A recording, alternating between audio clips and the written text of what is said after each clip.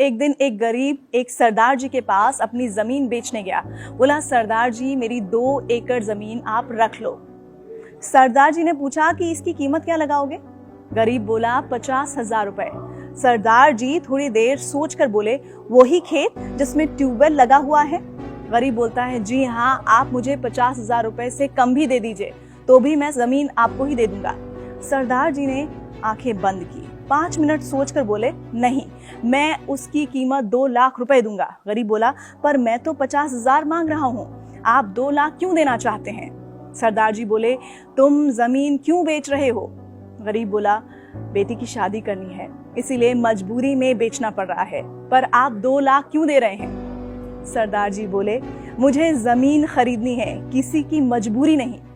अगर आपकी जमीन की कीमत मुझे मालूम है तो मुझे आपकी मजबूरी का फायदा नहीं उठाना। मेरा भगवान इससे कभी खुश नहीं होगा।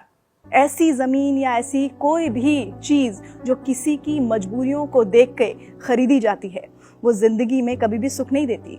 आने वाली पीढ़ियां मिट जाती हैं। सरदार जी ने कहा कि मेरे मित्र, तुम खुशी खुशी अपनी बेटी की शादी की तैयारियां करो। 50,000 की व्यवस्था हम गांव वाले मिलकर कर देंगे। तेरी जमीन भी तेरी ही रहेगी। गरीब हाथ जोड़कर आंसू भरे हुई आंखों के साथ दुआएं देता हुआ चला गया। इस कहानी से हमें क्या शिक्षा मिलती है? दरअसल इस दुनिया में बहुत से ऐसे लोग हैं जो किसी इंसान की मजबूरी का फायदा उठाते हैं। किसी की मजबूरी का फायदा उठाना गलत ही नहीं बल्कि नैतिकता के विरोध में भी है।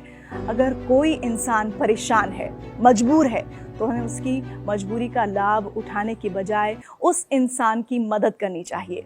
याद रखिए, बुरा वक्त किसी पर भी आ सकता है।